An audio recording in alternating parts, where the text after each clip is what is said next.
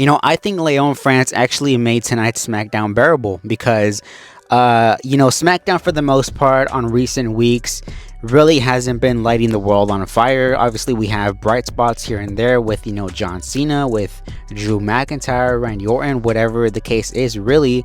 But for the most part, sometimes it kind of feels like rinse and repeat, and that could be kind of set for WWE in general. But one thing I will say, when they go overseas, these crowds are obviously really into everything that they do. Tonight we had a boisterous live crowd in Lyon, France, which is probably considered the greatest wrestling, city, the greatest wrestling venue of all time. Tonight we had SmackDown before Clash in Paris.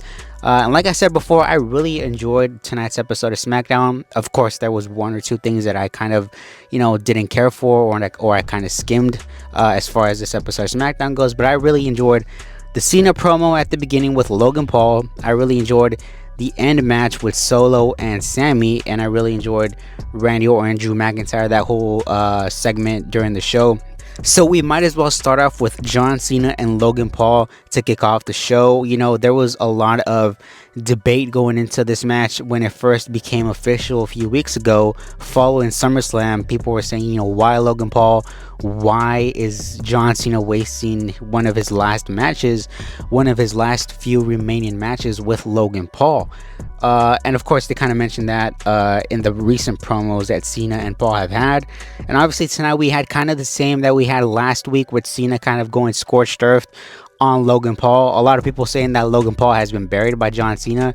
I don't necessarily think that's the case, because John Cena really hasn't done his worst to Logan Paul compared to what he did to like Austin Theory and Roman Reigns a few years ago. Like, he got off lightly compared to what happened to those guys. But obviously we had more of that here tonight with Cena going scorched earth on Logan Paul. He even brought up the Brussels kid from a few months ago, the kid that went viral when Cena sort of dissed him as a toxic relationship. He went up to this kid during the promo and apologized for his actions, and even took a picture with them, took a picture with the kid, and said he had one of his roughest, hardest days on that day, so he apologized to the kid in Brussels. And of course the crowd ate it up. And what I noticed after this promo was the fact that how WWE really fumbled the John Cena retirement tour with this heel turn. Because I said, before the heel turn even happened, before Cena even began his retirement tour, I said if you turn John Cena heel during his last year, his retirement run, if you actually end up doing that, you might be some kind of a fucking idiot. And I think that's kind of what happened, because I don't really think they had an actual solid plan. And it kind of seems now that WWE in canon just isn't going to ever acknowledge the fact that John Cena was a heel for 5 or 6 months, which kind of, like I said, shows how fucking a failure that heel turn ended up being. But again, like I said, great segment between Logan Paul and John Cena here. We then moved on to Drew McIntyre calling out Randy Orton here for what he did to him last week. This segment I actually really enjoyed, because I kind of felt that they were kind of teasing us with a subtle Randy heel turn down the line, because obviously we've seen glimpses of it before, especially during the King of the Ring tournament finals against Cody, and even Drew McIntyre brought that up here. He mentioned how if Randy attacked him last week and it was for Randy for his personal gain, then that's fine. But if it was because he was defending Cody, then he's some kind of an idiot, because Cody isn't his friend. Cody's just a politician. Cody's a liar. He's a bad friend. All these things that are planting these seeds of doubt in Randy Orton's head, eventually, setting up for a potential heel turn. And Randy really tonight, he didn't dispute that, right? He didn't, flat out tell Drew like, hey, you're wrong about Cody. Cody's my best friend.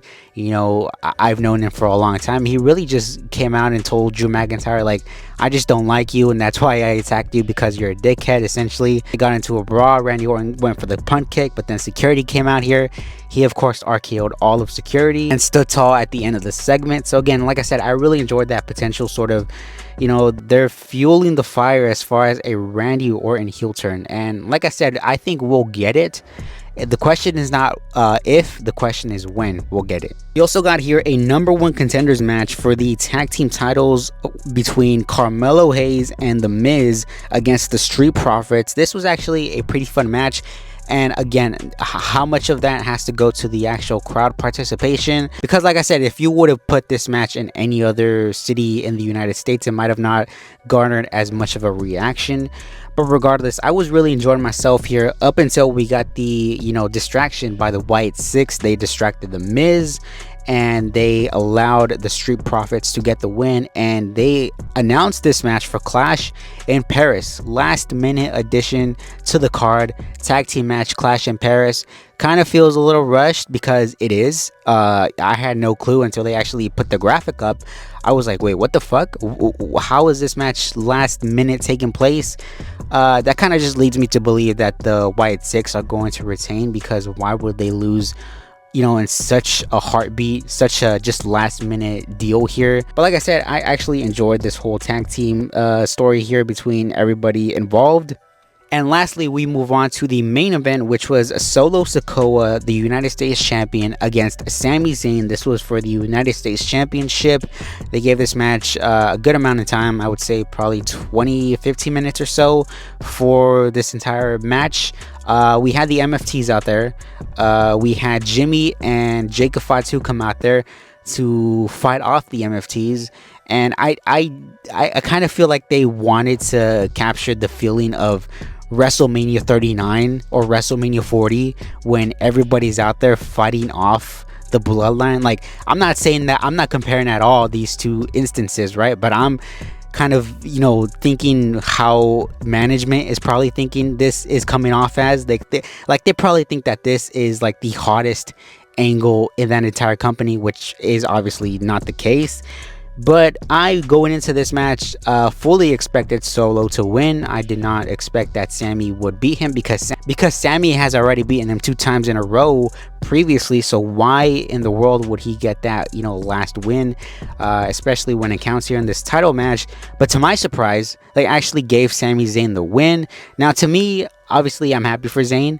I think this is his first time as US champion, if I am correct. But really, if you were to ask me, I don't really think that this is going to be a long-term thing. I think this might really just be a 1 or 2 month deal, because I still think that their end vision, at the very least, for next year is Sami Zayn winning the Rumble and then going off to challenge for the World Heavyweight Championship at WrestleMania, because they haven't really flat out mentioned the fact that Sami, he said that he's not going for the world title right now, right? But I still don't believe that they don't want to run that story, because for them it's such an easy story to tell, right? Sami Zayn, the underdog, so to speak, winning the Royal Rumble in Saudi Arabia. Like, it literally just writes itself.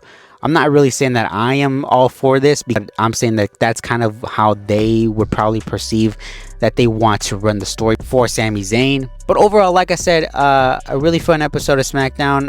Like I said, there was 1 or 2 things that I just didn't really care for, but everything else was pretty good here tonight. Again, the crowd was obviously probably a main contributing factor as to why the show didn't feel as dragged out as other weeks. I know this isn't going to be the case going forward, because SmackDown really has an issue as far as creative side goes, and you could even say that for Raw as well. But regardless, let me know what you guys think down below. Let me know your thoughts and your reactions here tonight, and post your comments down below for Clash in Paris this coming Sunday. And until next time, I will see all of you on the next one.